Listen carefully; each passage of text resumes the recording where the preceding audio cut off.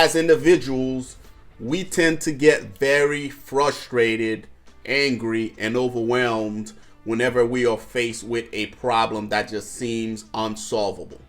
Well, I'm here to tell you that you are not alone.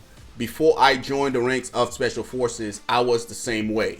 In this video, I'm going to share with you a systematic way that you can solve any problems like a Special Forces operator. I remember my first experience using this method was 2013. Me and the guys were forward deployed on a JSET, and the mission had ended and we were getting ready to redeploy.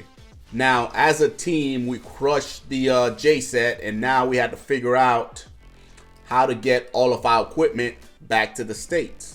We were the only team on that side of the world, and at the time, the logistical support that we had in place had fell through due to political situations. Now, as a team, we had a decision to make.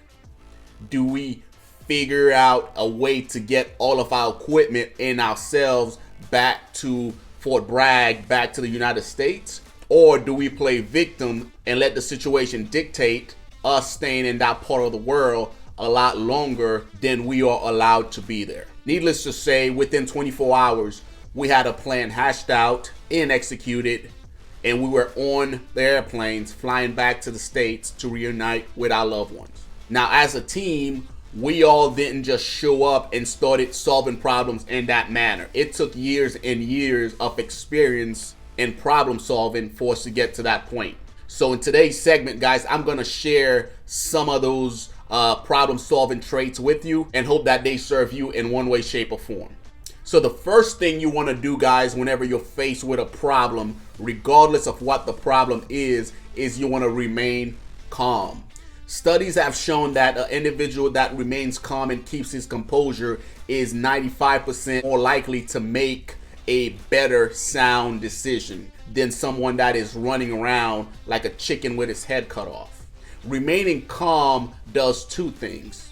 It allows you to assert your leadership to those that are around you. If I am calm as a leader, my subordinates are going to see it and they're going to mimic me. If I'm running around like a crazy person that don't know what I'm doing, they're also going to see that and they're going to panic even more. Being calm also allows you to let all your senses fire at the appropriate rate to take in what's going on as it regards to that situation. So if you're not typically a calm person, what I recommend you do is, as a situation develops, just find a dark room or just find somewhere that's quiet and calm yourself down. What I typically do to calm my brain is I just count backwards from 5 to 1. So 5, 4, 3, 2, 1. That typically helps me if I need to calm my brain within seconds. Once you're calm, guys, you can move to the second trait, which is assessment. Assessing a problem is as easy as looking around and taking in exactly what has taken place. As it relates to a car accident, for example, you're driving down the road and you hit somebody. You sit in your car, you calm yourself down, you step out, and you assess the situation to see what actually happened. You play it through in your brain, you war game it to make sure all the details are exactly as they appear. Once you're done with assessing the situation, then you could move on to the next step, which is ownership. Ownership is a big deal. As a man in today's society, I'm here to tell you that everything that happens or failed to happen is the responsible of men. We are the leaders. We're the head of our families. We're the protectors of our families. Everything that happens is our fault. You don't like the situation that you're in as far as work. Guess what? It's your fault. You chose to go work there. If you don't like it, change it. You don't like the way your girlfriend treats you or acts around you. It's your fault. You picked her up. You made her your girlfriend. If you don't like it, change it. You don't like the amount of money you're making. It's your fault. Change it. You don't like the relationship you have with your kids. They're your kids. You discipline them. Change something. Your wife cheats on you. It's your fault, dude. It's not because she just got up one day and decided to step out and go cheat on you. You as a husband are not doing something right. It's your fault.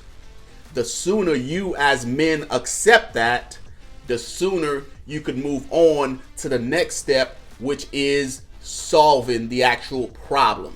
Now, solving the problem is the easy one, guys. Ownership is what most guys have a problem with.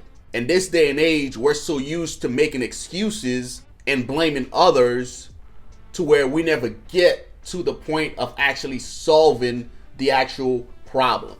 As it relates to the example that I provided earlier when we were in that country, as soon as we assess the situation and we figure out what was going on, we came up with a plan on how we were going to get all the equipment and ourselves back. Hey, check it out. You four are going to travel through commercial air.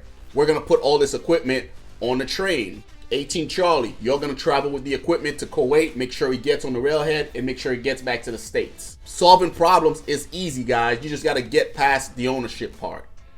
Once you figure out how to systematically solve that problem, then the last step is to put it in place. Once it's in place, part of your job is to reevaluate every so often to make sure the solution is actually working. Guys, if you ever see any special forces operator in action, they problem solve like it's nothing.